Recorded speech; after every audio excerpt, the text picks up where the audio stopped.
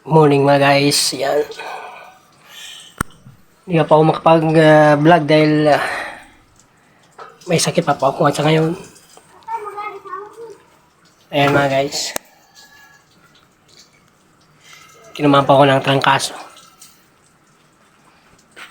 Yan, papakita ko po mga guys sa aming bahay. Kasi balang araw, pag sumahod po ako sa Facebook, pangarap ko rin po na ipagawa ang bahay namin kasi maliit lang siya guys. 4x6 lang siya mga guys. Yan. 4x6 lang po ang lawak niya. Napakaliit. Yan. Maliit lang siya guys. Yan. Ito nga pala guys. Yan. Yung balde pong yan ay sahod namin nag umuulan. Yan. Kasi hindi pa po makabili ng yero.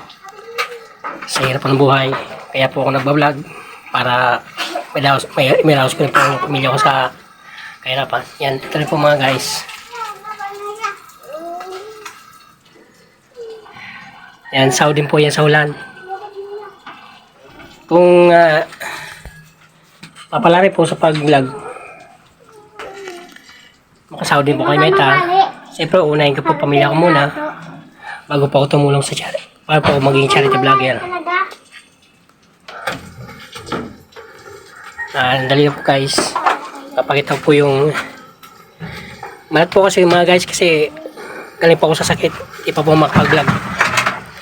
Papakita ko guys yung yung aming taas yung bubong ba.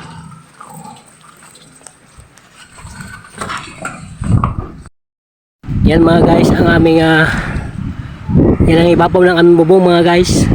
Yan, ganyan po mga guys kami kahirap. Sa mga hindi po nakakalam, kahit po ako isang vlogger ay hindi kanya po makahirap mga guys. Hindi ko po ito pinost dahil gusto kong makaawa o nagpapaawas po sa aking mga followers. Gusto ko lang po makikita nila ang sitwasyon ng aking buhay, ang totoo, ang real life bilang Money Mike TV. Ganyan po kami kahirap. Ito po ang bubong ko guys, napakalit lang kasi 4x6 lang po ang lawak ng aking bahay. Kasi po balang araw mga guys, pag ako sumahod po kay Meta is ito po ang una kong gagawin na project ko po ay paggawa po ng aking bahay. Gagawin ko po ng pangalawang palapag. Ayan mga guys, ito po sa mga kapatid ko yan. Yan. Isang ano lang po kami mga guys, isang linya na po kami, isang block po kami. Ayan po ako ayan po yung daanan namin. Ako po yung nasa pinakadulo. Yan mga guys, yung pambubong namin. Yan si Money Mike TV mga guys, sa mga followers ko at sa mga nanonood po nito. Yan po ang real life ng buhay ko bilang vlogger. Sana po balang araw mga guys ay sumahod din ako kay Meta at may pagawa ko po ng aming munting tahanan.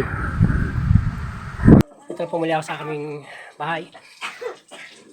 Ito po mga guys.